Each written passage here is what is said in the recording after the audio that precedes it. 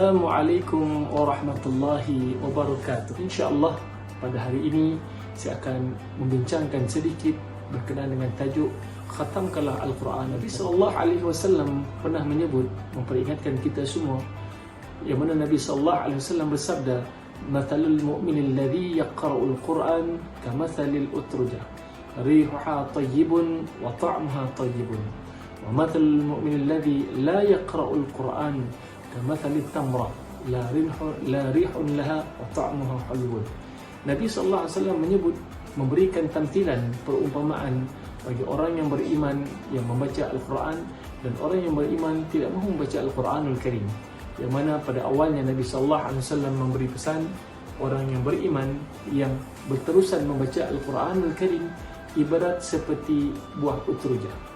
Buah utrujah ini boleh kita katakan adalah seperti buah burtukal ataupun buah limau, tuan-tuan.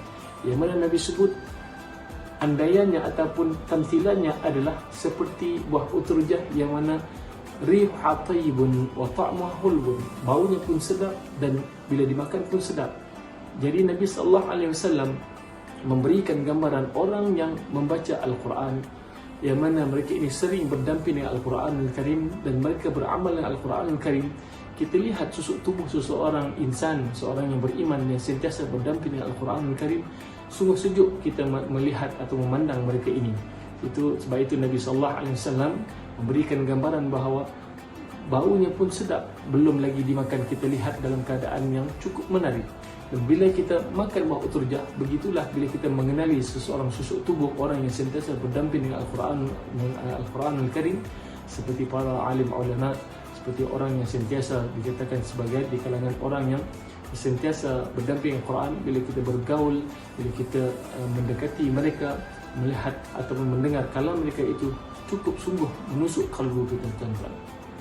Sidang penonton yang hati Allah Ta'ala Azza wa Jal, maka teruskanlah istiqamah untuk membaca ayat Al-Quranul Karim. Sebab itu kita diperingatkan seperti mana kata Imam Nawawi rahimahullahu ta'ala alaih dalam kitab Al-Adhkar, memperingatkan kita minimum ataupun paling sedikit satu hari untuk kita mulazamah, membiasakan diri untuk membaca, iaitu paling kurang 10 ayat satu hari. Sebenarnya yang disebut man qara 10 min kitabillahi lam yuktab min al-ghafilin. Siapa yang membaca 10 ayat satu hari, lam yuktab min al-ghafilin, maka tidaklah terjadi padanya hari tersebut sebagai orang yang ghaflah, yakni orang yang lalai. Tuan-tuan puan-puan rahmati Allah Ta'ala Azza wa Jalla, dalam masa yang sama ketika kita sedang berlumba-lumba kita mengejar fadilat, kelebihan ganjaran di bulan Ramadan, dan kita untuk mengkhatamkan Al-Quran, kita membaca ayat Al-Quranul Karim. Tetapi satu perkara yang kita harus ingat adalah supaya kita tidak tinggal untuk mentadabbur, supaya kita boleh memahami, kalau tidak boleh banyak, paling kurang sedikit yang kita baca itu kita boleh faham. Allah Ta'ala memperingatkan kita dalam Al-Quranul Karim, afala yatadabbaruna Al-Quran, tidakkah kamu mahu untuk memahami Al-Quranul Karim?